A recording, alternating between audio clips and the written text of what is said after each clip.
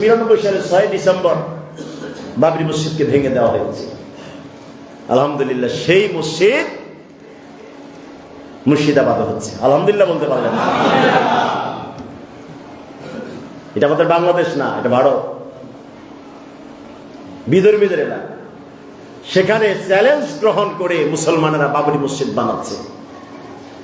একজন বৃদ্ধ মহিলা অনেক কষ্ট করে দীর্ঘদিন টাকা জমিয়ে কিছু ইট কিনছে ঘর বানাবে। যখন শুনছে বাবরি মসজিদ হবে, তার ঘরের পুরো ইটগুলোই বাবরি মসজিদের জন্য দান করে দিয়েছে। নিজে উপস্থিত হয়েছে। যেদিন বাবরি মসজিদ ভাঙ্গা হয়, সেদিন ওখানে একজন সিপাহী ছিল, নাম ছিল আলাউদ্দিন। যখন তছনছ করে দিচ্ছিল বুলডোজার দিয়ে, জমিনের সাথে মিশাই দিচ্ছিল বাবরি মসজিদের দেওয়ালগুলো, ওই সময় সেই সিপাহী আলাউদ্দিন একটা ইট পেঁচায়া নিজের কাছে রেখে দিয়েছিল। আজ ৩৩ বছর পর ইটটা বের করেছে এবং যেখানে বাবরি মসজিদ মুর্শিদাবাদে হচ্ছে সেইখানে মসজিদ দিয়েছে। তিনি ঘোষণা দিয়েছে, যে সরকার বাবরি মসজিদকে জমিনের সাথে মিশায়া দিয়েছে, আর এই ইটগুলো সারা ভারতের যে কোনো রাজ্যে ছিঁড়ে ছিটায় আছে, সে ওয়াদা করেছে সারা ভারতবর্ষে প্রত্যেকটা ইট যেখানেই পড়েছে সেখানে একটা মসজিদ তৈরি হবে। সুবহানাল্লাহ।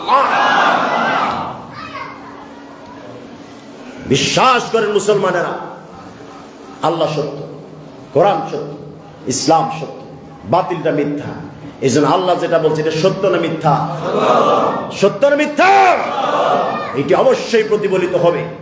কাজেই যারা বাবরি মসজিদকে ধ্বংস করেছে, ইনশাআল্লাহ আল্লাহ যদি চাহে, আপনারা দেখবেন সারা পৃথিবীর বাবরি মসজিদের যেখানেই গেছে সেখানে মসজিদ প্রতিষ্ঠিত হবে। আর যারা ষড়যন্ত্র করে বাবরি মসজিদ ভেঙেছে, তাদের এই রাষ্ট্র আজকে পৃথিবী থেকে নিশ্চিহ্ন হয়ে যাবে, খণ্ড বিখণ্ড হয়ে যাবে। ঠিক না ঠিক? প্রিয় ভাইয়েরা, ছোট ছোট বাচ্চারা ছোট ছোট ইট নিয়ে মাথায় নিয়ে নিজের স্কুলে যাওয়ার চকলেটের টাকাটা দিয়ে একটা ইট 10 টাকা এটা কিনে বাবরি মসজিদের নির্মাণের জন্য দিয়েছে। সুবহানাল্লাহ বলতে পারবেন?